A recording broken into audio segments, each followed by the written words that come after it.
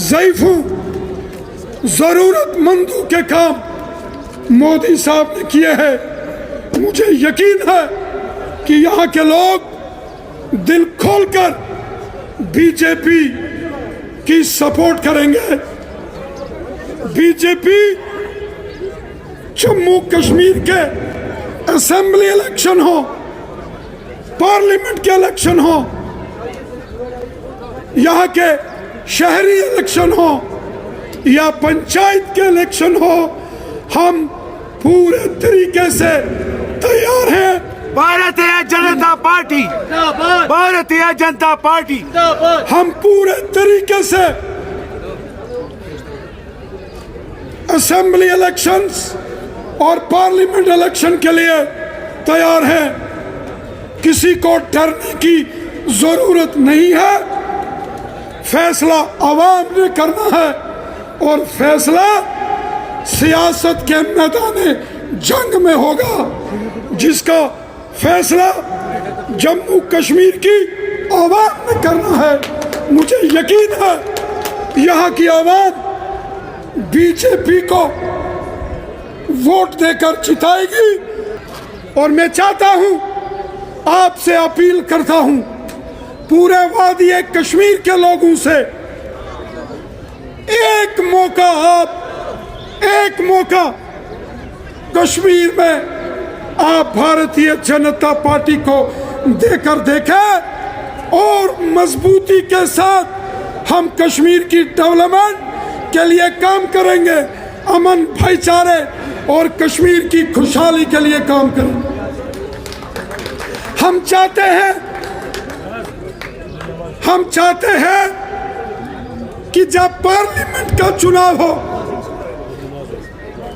हम चाहते हैं इस बार कश्मीर से भी पार्लियामेंट के इलेक्शन में भारतीय जनता पार्टी की जीत हो। रही बात असेंबली इलेक्शंस की, मेरे बहुत काबिल दोस्त यहाँ के फॉर्मर चीफ मिनिस्टर जनाब उमर अब्दुल्ला साहब ने 2 दिन पहले फरमाया, हम पर इल्जाम लगाया कि हम असेंबली के इलेक्शन से भाग रहे हैं।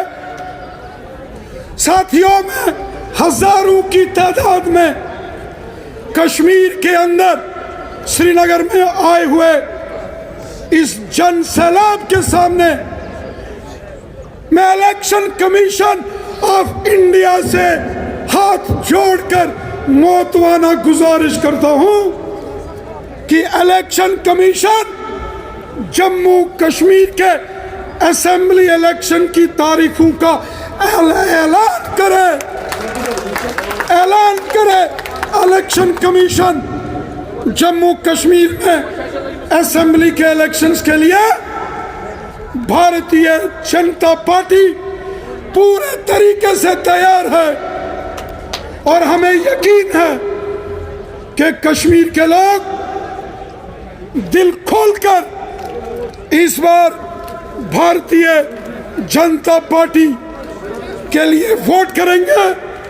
जो काम मोदी साहब ने किए, जो गरीबों, ज़ईफ़ों, ज़रूरतमंदों के काम मोदी साहब ने किए हैं, मुझे यकीन है कि यहाँ के लोग दिल खोलकर बीजेपी की सपोर्ट करेंगे।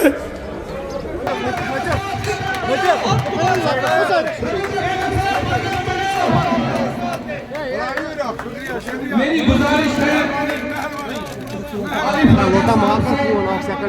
जनरल सेक्रेटरी स्टेट कश्मीर के अफेयर्स के सुनील शर्मा साहब को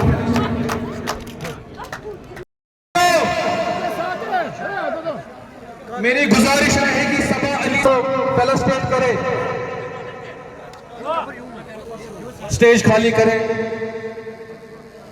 सबा अली और उन्होंने कार्यक्रम किया था, तब वाइस प्रेसिडेंट सर हमारे इंस्टीट्यूट के रंजीत अग्रवाल जी यहाँ आए थे और तब हमने उनसे बात की थी कि कैसे सीए के कोर्स को और बढ़ावा देने के लिए और साथ साथ बाहर के राज्यों के लोग यहाँ 15 दिन के लिए, 1 महीने के लिए आके इतने बढ़िया एनवायरनमेंट में और अपडेट अपनी स्किल्स कर सकें, उसके लिए हमने एक सेंटर ऑफ एक्सीलेंस की मांग की है।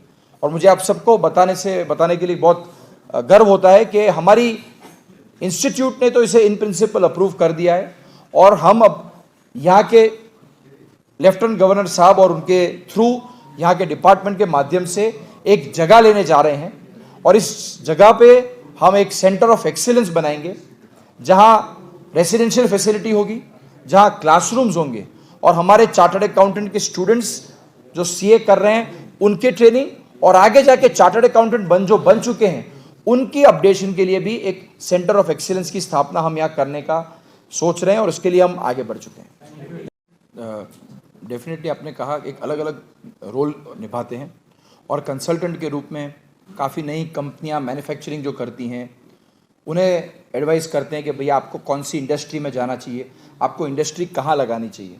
और इसके माध्यम के लिए मैं कहूँगा कि आज आपके राज्य में भी और या इस यूनियन टेरिटरी में भी काफ़ी स्कीम्स हैं जो अवेलेबल हैं नए एंटरप्राइज को अगर यहाँ सेटअप करना है उसके लिए। तो हम ये प्रयास कर रहे हैं हमारे चार्टर्ड अकाउंटेंट्स जो पूरे जम्मू एंड कश्मीर में और लेह लद्दाख में हैं उन सबसे के माध्यम से कि इंडस्ट्री तक हम आउटरीच करें, इंडस्ट्री के साथ मिलके उन्हें बताएं कि क्या बेनिफिट्स हैं यहाँ बिजनेस लगाने के, क्या इंसेंटिव्स उन्हें मिल रहे हैं। और ऑफ कोर्स जीएसटी जो नया आज हम इस साल जीएसटी को 6 या 7 साल पूरे होने जा रहे हैं, तब जीएसटी के कारण भी कितना बड़ा बेनिफिट मिला है बिजनेसेस को वो हम बताते हैं। तो मैं ऐसा मानता हूँ कि चार्टर्ड अकाउंटेंट्स हम जो इंस्टीट्यूट के माध्यम से अवेयरनेस करते हैं और हमारे चार्टर्ड अकाउंटेंट जो प्राइवेट प्रैक्टिस में अपने क्लाइंट्स को ये सलाह देते हैं, मैं ज़रूर मानता हूँ कि उसके कारण यहाँ इकोनॉमिक एक्टिविटी बढ़ेगी। टूरिज़्म तो सबसे बड़ा इंडस्ट्री है ही, साथ साथ और कौन से मैन्युफैक्चरिंग की कंपनियाँ आ सके जिससे इकोनॉमिक ग्रोथ भी हो और एम्प्लॉयमेंट की अपॉर्चुनिटी यहाँ के यूथ को मिल सके, उसके लिए भी हम काम कर रहे हैं। आपको लग रहा है अवेयरनेस की आपको लग रहा है कि यहाँ पे लोगों को पता नहीं है अवेयरनेस की बहुत ज़्यादा ज़रूरत है यहाँ के लोगों में और बाकी के राज्यों में कि आप यहाँ आके भी अगर आप यूनिट लगाते हैं या यहाँ आके आप कोई इंडस्ट्री लगाते हैं तो उससे आपको भी क्या बेनिफिट हो रहा है और यहाँ के पॉपुलेशन को भी क्या बेनिफिट होगा। तो उसके अवेयरनेस के लिए भी हम पूरा काम कर रहे हैं। Thank you. कोर्स मैं सिर्फ आप सबके बेनिफिट के लिए बता सकूं कौन चार्टर्ड अकाउंटेंसी कर सकता है। तो आज 10वीं स्टैंडर्ड के बाद आप फाउंडेशन के लिए रजिस्टर कर सकते हैं। यानी समझिए कोई भी विद्यार्थी है जो कॉमर्स पढ़ रहा है 11वीं और 12वीं कक्षा में, वो चार्टर्ड अकाउंटेंसी के लिए रजिस्टर करता है। उसकी 12वीं की परीक्षा होने के बाद हम फाउंडेशन की एग्जाम साल में अब 2 बार कंडक्ट करते हैं, जून में और दिसंबर में। तो मान लीजिए कि वो अगले साल मार्च में उसकी 12वीं की परीक्षा खत्म करता है, तो वो जून की परीक्षा में और दिसंबर की परीक्षा के लिए अप्लाई कर सकता है। वो उसकी तैयारी करे, उसका सारा स्टडी मटेरियल हम उसे प्रोवाइड करते हैं और उसे कहीं नहीं जाना है, वो बुक्स उसके घर पे हम डिलीवर करते हैं। साथ साथ तैयारी करने के लिए वीडियो लेक्चर्स हमारा board of studies free of cost provide करता है, तो वो पूरा कोर्स समझ सकता है और फाउंडेशन की परीक्षा देगा। फाउंडेशन करने के बाद हमारे 2 और लेवल है, इंटरमीडिएट और फाइनल। फाउंडेशन के बाद उसे इंटरमीडिएट करना है 1 साल के बाद, जिसमें 6 परीक्षाएं हैं, 2 ग्रुप हैं, नए कोर्स की बात कर रहा हूं, 3 और 3। इंटरमीडिएट करने के बाद उसे आर्टिकलशिप कर देती हैं। आर्टिकलशिप यानी जिसे आप सब इंटर्नशिप के नाम से जानते हैं, 2 साल एक सीए के अंडर उसे काम करना है, वहां उसे प्रैक्टिकल ट्रेनिंग लेनी है।